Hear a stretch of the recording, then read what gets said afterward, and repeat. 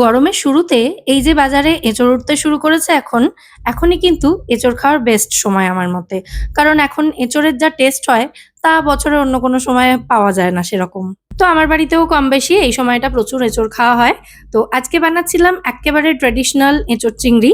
ভাবলাম রেসিপিটা আপনাদের সাথেও শেয়ার করি। তো এঁচোড় কাটা থেকেই শুরু করছি রেসিপিটা। গোটা ছোট্ট একটা এঁচোড় নিয়েছি এখানে।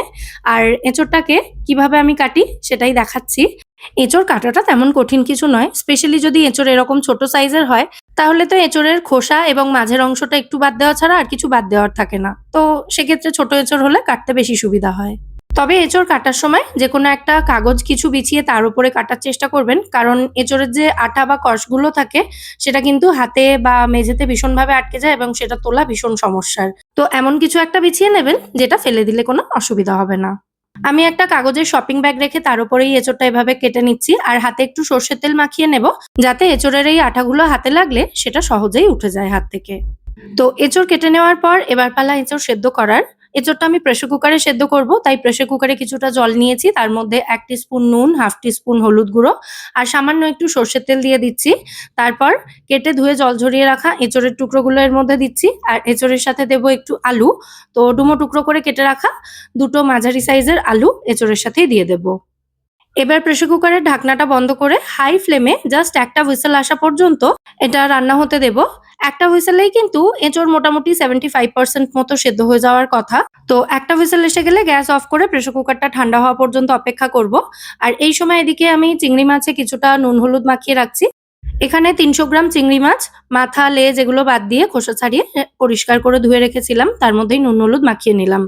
আর দুটো মাঝারি সাইজের পেঁয়াজ নিয়েছি। একটা পেঁয়াজ মিহি করে কুচিয়ে নিয়েছি আর একটা পেঁয়াজ বড় টুকরো করে কাটা।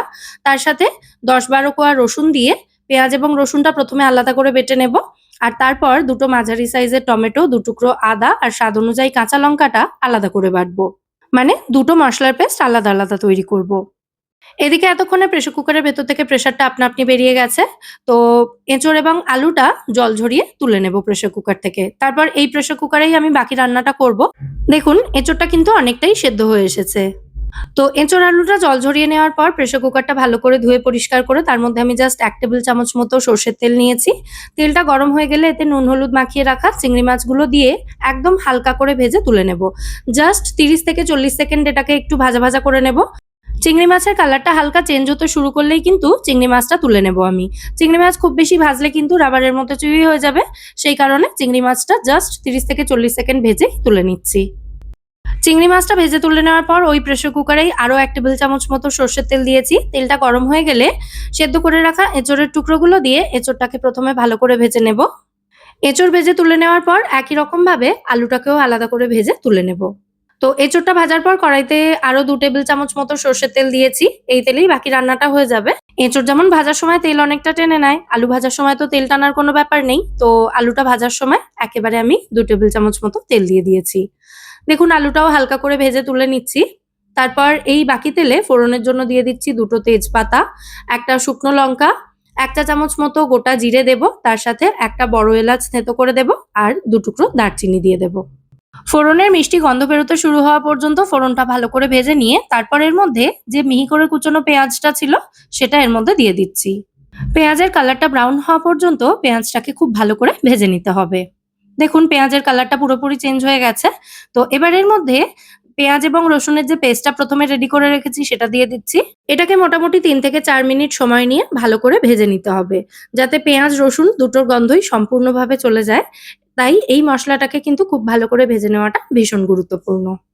দেখুন পেঁয়াজ রসুন দুটোই ভালো মতো ভাজা হয়ে গেলে মসলার কালারটা এরকম পুরোপুরি চেঞ্জ হয়ে যাবে। তো এই সময় এর মধ্যে দিয়ে দিতে হবে টমেটো, আদা এবং কাঁচা লঙ্কার যে পেস্টটা পরে তৈরি করে রেখেছি সেই পেস্টটা। এবার সমস্ত উপকরণ আবারও খুব ভালো করে নাড়াচাড়া করে মিশিয়ে নিচ্ছি। এই মসলাটা দিয়ে সমস্ত কিছু ভালো করে মিশিয়ে নেওয়ার পরই এর মধ্যে দিয়ে দেব স্বাদ অনুযায়ী নুন, 1/2 চা চামচ হলুদ গুঁড়ো, ১ চা চামচ কাশ্মীরি লঙ্কা গুঁড়ো, ১ চা চামচ ধনে গুঁড়ো আর তার সাথে দেব ভাজা জিরের গুঁড়ো ১ চা চামচ মতো। সামান্য একটু জল দিয়ে সমস্ত উপকরণ আবারও খুব ভালো করে মিশিয়ে এই মসলাটাকে আবারও ৫ থেকে ৬ মিনিট সময় নিয়ে ভালো করে কষাতে হবে। এঁচোড় রান্নাতে এই মসলারই কিন্তু মেন ভূমিকা থাকে। তো সেই কারণে এঁচোড় রান্নার এই মসলাটা খুব ভালো করে কষিয়ে রান্না করলে কিন্তু এঁচোড়ের স্বাদ এমনিই খুব ভালো হবে। মসলাটা কষাতে, কষাতে যদি একটু শুকনো হয়ে যায় তাহলে অল্প করে জল এড করে মসলাটা আবারও ভালো করে কষাতে থাকতে হবে। তো এইভাবে কষাতে, কষাতে মসলা থেকে যখন তেল ছেড়ে আসবে তখন এর মধ্যে সেদ্ধ করে ভেজে রাখা এঁচোড়ের টুকরোগুলো দিয়ে আবারও কিছুক্ষণ কষিয়ে নিতে হবে। এঁচোড় যত ভালো করে সময় নিয়ে কষিয়ে, কষিয়ে রান্না করা হবে এঁচোড়ের স্বাদ ততই বাড়বে। মসলাটা কষাতে, কষাতে আবারও শুকনো হয়ে এসেছিল। তো এর মধ্যে আবারও সামান্য একটু জল এড করে কষিয়ে নিচ্ছি। শুরু থেকে এই পর্যন্ত প্রায় ১৫-১৬ মিনিট সময় নিয়ে মসলাটাকে আমি কষিয়ে নিয়েছি। মানে ১ম এ শুধু মসলা কষিয়েছি, তারপরে এঁচোড় দিয়ে আবারও কিছুক্ষণ কষিয়েছি। এবার ফাইনালি এর মধ্যে গ্রেভির জন্য পরিমাণ মতো গরম জল এড করছি। যে যেমন গ্রেভি রাখতে চান জলটা অবশ্যই সেই হিসাবে এড করবেন। জলটা দিয়ে ভালো করে মিশিয়ে নেওয়ার পর এর মধ্যে ভেজে রাখা আলুর টুকরোগুলোও দিয়ে দিচ্ছি। এবার গ্যাসের ফ্লেমটা লোতে করে দিয়ে কুকারটাকে ওপর থেকে আলতো করে এভাবে চাপা দিয়ে এটাকে রান্না হতে দেব ৭-৮ মিনিট সময় নিয়ে। তো বেশ খানিকক্ষণ ঢাকা দিয়ে রাখার পর এবার ঢাকনা খুলে এর মধ্যে আমি ভেজে রাখা চিংড়ি মাছগুলো এড করছি। আবারও ভালো করে মিশিয়ে দিয়ে এটাকে জাস্ট আরো ২-৩ মিনিটের জন্য একদম লো ফ্লেমে রান্না হতে দেব। ততক্ষণে ৩ টে ছোট এলাচ এবং ২ টুকরো দারচিনি আমি একটু শিলে বেটে নিচ্ছি। মাটন এবং এঁচোড় এই দুটো রান্নাতে আমি চেষ্টা করি এভাবে একটু এলাচ এবং দারচিনি বেটে দেওয়াতে, মানে শিলে বেটে দেওয়াতে স্পেশালি। তাতে আমার মনে হয় রান্নার স্বাদ অনেক গুণে বেড়ে যায়। এইটুকু মসলা বাটতে হার্ডলি হয়তো মিনিট খানেক সময় লাগে। যাই হোক, গরম মসলাটা আমার বেটে নেওয়া হয়ে গেছে। এবার এই এঁচোড়ের গ্রেভিটার মধ্যে গরম মসলাটা দিয়ে ভালো করে মিশিয়ে দিচ্ছি। সামান্য একটু মিষ্টি দিয়ে দেবো এই সময়। অবশ্যই এই সময় একটু টেস্ট করে দেখে নেবেন গ্রেভিটা যে এতে নুন মিষ্টির পরিমাণ ঠিক আছে কিনা। তো মিষ্টিটা দিয়ে আবারও সমস্ত উপকরণ একসাথে খুব ভালো করে নাড়াচাড়া করে মিশিয়ে দিচ্ছি এবং আমাদের দারুণ সুস্বাদু এঁচোড় চিংড়ি এখানে কিন্তু অলমোস্ট রেডি। দেখুন এঁচোড়টা কিন্তু পুরোপুরি সুন্দরভাবে সেদ্ধ হয়ে গেছে। তো গ্যাস অফ করে দিয়ে সবশেষে এর মধ্যে 1/2 চামচ মতো ঘি এড করে ভালো করে একবার মিশিয়ে এটাকে ঢাকা দিয়ে 10 মিনিট মতো স্ট্যান্ডিং টাইমে রেখে দেব। তারপর সার্ভ করে দেব। তো ফাইনালি এই হলো আমাদের এঁচোড় চিংড়ির ফাইনাল লুক। দেখতে যেমন দুর্দান্ত হয়েছে এটা খেতেও কিন্তু অসাধারণ হয়। আপনারাও কিন্তু বাড়িতে এই অনুষ্ঠান বাড়ির স্বাদে এঁচোড় চিংড়ির রেসিপিটা অবশ্যই ট্রাই করে দেখবেন।